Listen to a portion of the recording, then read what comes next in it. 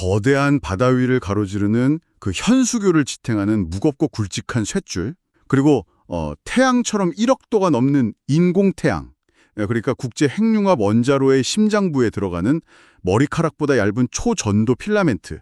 여러분, 이 두 가지를 완벽하게 똑같은 원리로 만들어내는 회사가 있다면 진짜 믿으시겠습니까? 와, 그렇게 들으니까 진짜 SF 영화에 나오는 기업 같은데요. 그렇죠. 오늘 우리가 아주 속도감 있게 심층 탐구할 자료가 바로 이 고려제강 심층 기업 분석 및 2026년 전략 전망 보고서입니다. 얼핏 들으면 막 80년 된 지루하고 뻔한 전통 철강 회사 같잖아요. 네, 겉보기엔 그저 무겁고 단단한 쇳덩이를 다루는 전통 산업의 표본 같죠? 하지만 오늘 제공된 소스들을 하나하나 뜯어보면요. 이 기업은 구경제의 껍질을 딱 뒤집어 쓴 채로 첨단 양자 물리학과 거대 과학 프로젝트의 숨은 지배자로 군림하고 있습니다. 자, 이 엄청난 반전의 서사를 지금부터 스피디하게 파헤쳐보죠. 좋습니다. 이 보고서들이 담고 있는 정보의 양이 상당하거든요. 오늘 우리는 이 회사가 어떻게 단순한 철강 가공을 넘어서 미래 산업의 심장부로 진입했는지 그 메커니즘을 아주 철저하게 분해해 볼 겁니다. 일단 이 회사의 뿌리부터 아주 빠르게 짚고 넘어가야 될 것 같아요.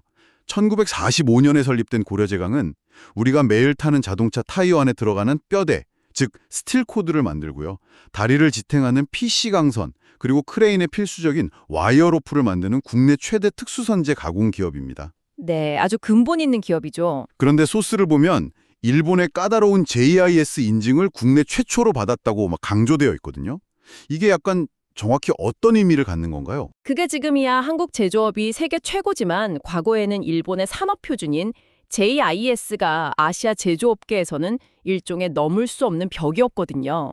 절대적인 품질의 기준이었죠.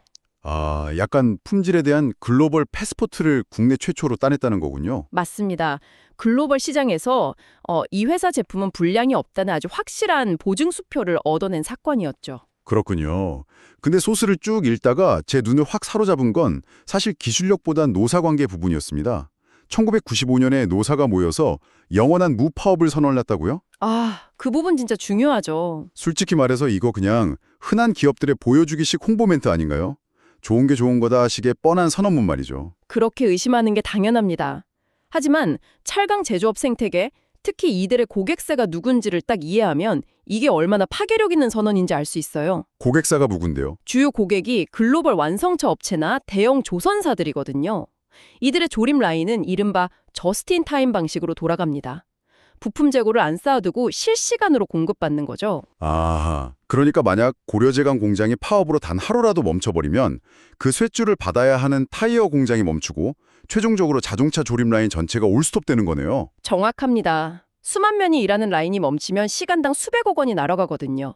고객사 입장에서 공급망 리스크는 생존 그 자체입니다. 와, 생각만 해도 아찔하네요. 그런데 고려제강의 이 무파업 선언은 단순한 멘트가 아니라 실제로 지난 수십 년간 한 번도 안 깨졌습니다.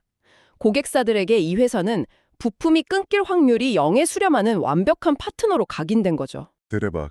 후발주자들이 아무리 단가 낮춰서 꼬셔도 안 넘어가는 이유가 있었네요. 아예 가격 경쟁력을 뛰어넘는 절대적인 신뢰라는 해자를 파놓은 거군요. 그렇죠. 그리고 이런 안정성은 경영권 승계에서도 똑같이 나타납니다. 오, 3세 경영 말씀이시죠? 홍석표 부회장. 네, 지금 오너 3세인 홍석표 부회장이 20.07%의 지분을 확보하면서 붙인 지분율을 조용하고 깔끔하게 넘어서서 최대 주주가 됐어요.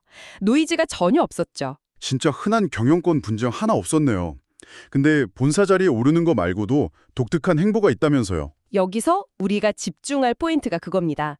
홍석표 부회장이 본업에 만족 안 하고 그룹의 미래 신사업을 책임지는 100%자 회사 KAT의 사내이사로 직접 뛰고 있거든요. 굳이 튼튼한 본업 놔두고 불확실한 신사업의 최전선으로 간다고요?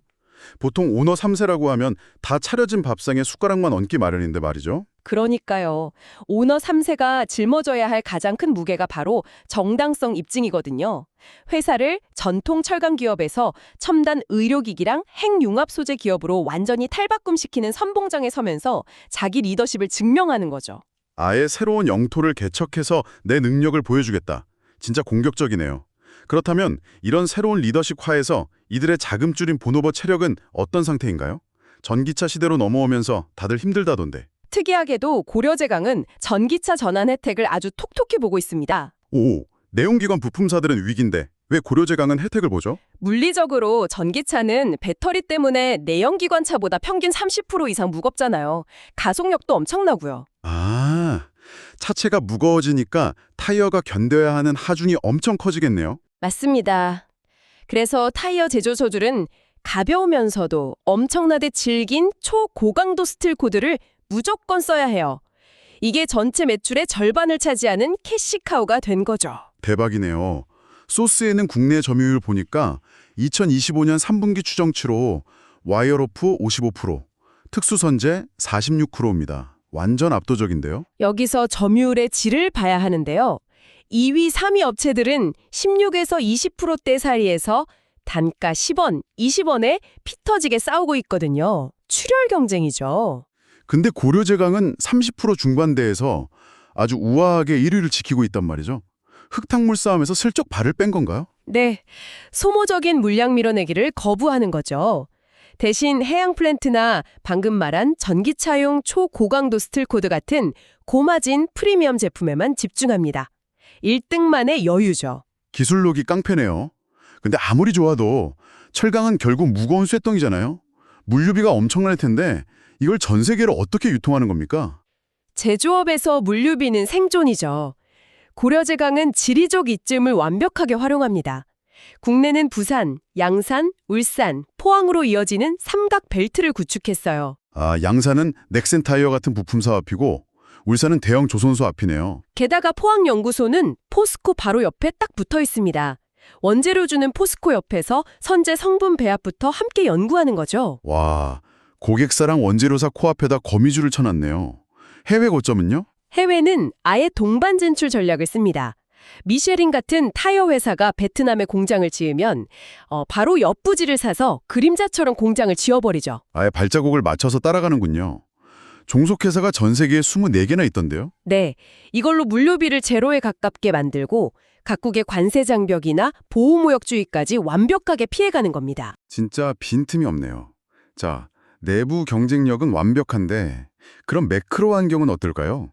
2026년을 앞두고 조선업이랑 건설업 쪽에 기묘한 현상이 벌어진다고 들었는데요. 네, 이른바 수요 역설이라는 게 핵심입니다. 한국 조선업이 수주는 엄청나게 받아서 도크가 꽉 차 있잖아요. 네, 배를 많이 만들면 당연히 철강제도 엄청 팔려야 정상 아닌가요? 옛날엔 그랬죠. 근데 요즘 발주되는 건 LNG 운반선이나 암모니아 추진선 같은 친환경 선박들이거든요. 이런 배들은 극저온 화물창이 핵심이라 무식하게 철판을 덧대던 과거 선박보다 철광제 투입량이 30에서 50%나 확 줄어듭니다. 아, 배의 몸값은 비싸졌는데 들어가는 쇳덩이 양은 구조적으로 줄어버렸군요. 게다가 건설업도 부진하고요. 그럼 시장 파이가 줄어든 건데 고려제강 매출은 어떻게 늘어난 거죠? 뜻밖의 외부 방패가 쳐졌습니다. 중국산 철강제에 반덤핑 제재가 걸리면서 저가로 밀고 들어오던 중국산 분량이 19.3%나 폭락해버렸거든요. 와, 얄미운 경쟁자가 퇴출당하면서 파이는 줄어도 국산이 먹을 조각은 더 커진 거네요. 운도 실력입니다, 진짜. 그렇죠. 자, 근데 이런 매크로 이야기는 다음에 나올 주제에 비하면 진짜 사소한 에피소드입니다. 여러분, 이 보고서에서 가장 흥미롭고 짜릿한 파트가 바로 지금부터예요.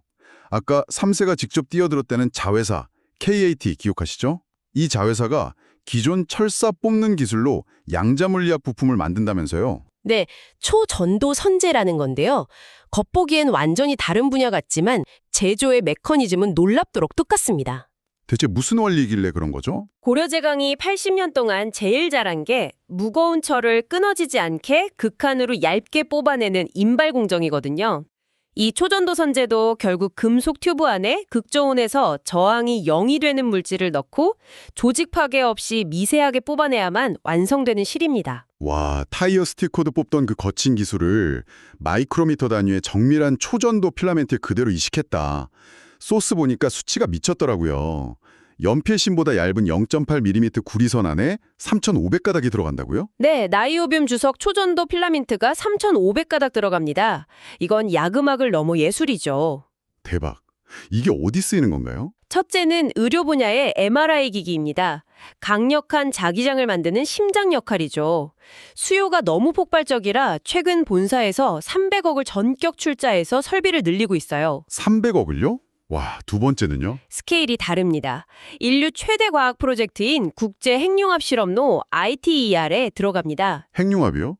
태양을 지구에 맞는다는 그거요? 맞습니다. 1억 도가 넘는 플라즈마를 지구상 어떤 물질도 못 견디니까 공중에 띄워두는 수밖에 없거든요. 그 플라즈마를 가두는 보이지 않는 자기장 감옥을 바로 이 초전도 선재로 만드는 겁니다. 진짜 소름 돋네요. 타이어 뼈대 만들던 회사가 이제 1억 도짜리 인공태양을 가두고 있다니. 소스 보니까 유럽 원자력 연구소 입자가 속기에도 들어가고 이탈리아랑 257억 원 단일 계약도 맺었네요. 그러니까 이게 시사하는 바가 큽니다. 이제 이 회사는 건설 경기에 흔들리는 구경제 철강조가 아니라 거대 과학을 지탱하는 미래 첨단 성장주로 퀀텀 점프를 하고 있는 거죠. 와, 진짜 엄청난 반전입니다. 근데 이런 우주급 하이테크 연구하려면 돈 엄청 깨질 텐데 빚 많은 거 아니에요? 분기 기준으로 부채 비율이 고작 35.32%예요. 사실상 무차입 경영이죠. 35%요? 완전 철옹성이네요.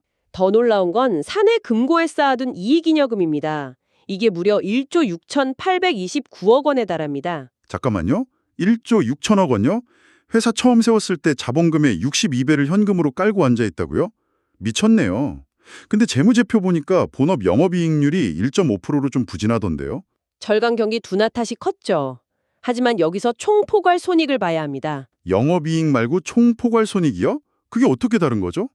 영업이익이 단순히 물건 팔아 남긴 마진이라면 총포괄 손익은 회사가 가진 달러 자산이나 부동산 같은 자산 가치 변화까지 다 합친 진짜 덩치 변화를 보여주거든요. 아하, 그럼 본업 마진은 깎였어도 자산이 워낙 많으니까 환차익 같은 게 발생한 건가요? 바로 그겁니다. 환차익과 투자 가치 상승 덕분에 결과적으로 총포괄 손익은 전년 대비 71%나 폭증했습니다. 본업에서 펀치 좀 맞았어도 지갑은 오히려 터질 듯이 빵빵해졌네요. 자, 그럼 기술은 우주급에, 현금은 1조 6천억. 주식시장에서 다들 사려고 줄 섰겠는데요? 여기서 시장의 비이성적인 면이 나옵니다. 지금 PBR, 즉 주가 순자산 비율이 고작 0.32배 수준이에요. 극단적 저평가죠. 0.32배요? 그러니까 내 지갑에 10,000원이 있는데 시장에서는 그 지갑을 3,200원에 떨이로 팔고 있다는 뜻이잖아요. 왜 이렇게 싼 겁니까? 첫째는 굴뚝산업이라는 이유로 받는 코리아 디스카운트고요. 둘째는 방금 우리가 열광했던 KT의 그 미래 가치가 아직 시장 분석 모델에 1원도 반영이 안 됐기 때문입니다. 지금 당장 회사 청산해서 나눠줘도 투자금의 3배를 받는 수준이에요. 와, 보섭을 못 알아보고 있네요. 그럼 투자자들을 위한 2026년 전략은 어떻게 되나요? 빠르게 브리핑해 주시죠. 단기적으로는 19,500원에서 21,500원 사이를 매력적인 진입 구간으로 봅니다. 목표가는 23,000원에서 24,500원이고요. 중기 1년 호흡으로는요. 전방산업 턴어라운드 반영되면서 디스카운트가 축소돼서 26,000원에서 28,000원까지 회복할 걸로 보입니다. 그럼 대망의 3년 이상 장기뷰는요? 이때는 철강이 아니라 KIT의 실적이 모회사에 잡히는 시점입니다. 딥테크 성장주로 리레이팅 되면서 역대 최고점인 34,000원 이상을 뚫을 거란 베팅이 가능하죠. 와, 시나리오 완벽하네요. 근데 이렇게 완벽해도 무조건 아킬레스건은 있잖아요. 리스크 짚어주셔야죠. 3가지를 경계해야 합니다. 첫째, 여전히 짓누르는 중국발 공급 과잉 민재. 둘째, 조선, 건설 등 전방 산업의 물량 중심 성장이 한계에 왔다는 점입니다. 파이 자체가 막 커지긴 힘들다는 거네요. 세 번째는요. 세 번째가 제일 치명적인데요. 아까 말한 1조 6천억 원의 잉여금이 사장되는 밸류 트랩 문제입니다. 밸류 트랩이요? 돈이 산더미인데 그게 왜 리스크죠? 돈을 쌓아만 두고 주주 환원을 안 하잖아요. 그럼 투자자 입장에선 아무리 회사가 돈 잘 벌어도 배당이나 자사주 소각 안 하면 그건 내 돈이 아니라 오너 금고 장식품이다 라고 생각해서 외면해버립니다. 아, 기관 투자자들이 안 들어오는 이유가 있었네요. 네, 오너 3세가 진정한 가치 점프를 원한다면 첨단 기술 개발뿐만 아니라 이 자본 배치의 비효율성을 끊어내고 주주 환원 정책을 꼭 내놓아야 합니다. 자, 10장의 슬라이드를 거쳐서 아주 깊은 곳까지 내려갔다 왔습니다. 요약해볼까요? 1조 9조 원대 방탄 펀드멘탈, 자회사 KAT를 통한 첨단 성장주로의 퀀텀 점프, 그리고 극단적 저평가가 주는 안전마진까지. 네, 현금의 활용한 선진적 거버넌스만 입증해낸다면 2026년 시장에서 가장 폭발적인 재평가가 일어날 기업임이 확실합니다. 정말 비즈니스의 본질을 보여주는 사례입니다. 가장 잘하는 그 투박한 인발 기술을 최첨단 미래 산업에 이식했을 때 터지는 그 파괴력. 맞아요. 혁신이 먼 곳에 있는 게 아니라는 걸 보여주죠. 자, 그래서 여러분, 이 모든 게 여러분께 어떤 의미일까요? 소스에는 없지만 스스로 꼭 곱씹어 볼 만한 도발적인 질문을 하나 던지고 싶습니다. 우리는 지금 굴이나 철에 의존하는 시대를 살잖아요. 하지만 만약 상운 초전도체나 탄소 나노튜브 같이 지금의 물리학 상식을 부수는 완전히 새로운 신소재들이 대중화되는 미래가 온다면 어떨까요? 와, 그거 진짜 상상력을 자극하네요. 80년간 무거운 쇠를 실처럼 가늘게 뽑아내며 극한의 노하우를 쌓아온 이들의 인발 기술이 그 낯선 미래의 신소재 앞에서도 지금처럼 압도적인 힘을 발휘할 수 있을까요? 과연 그 새로운 패러다임에서도 또 다른 핵융합로를 감싸 안을지 정말 지켜봐야 할 포인트네요. 바로 그겁니다.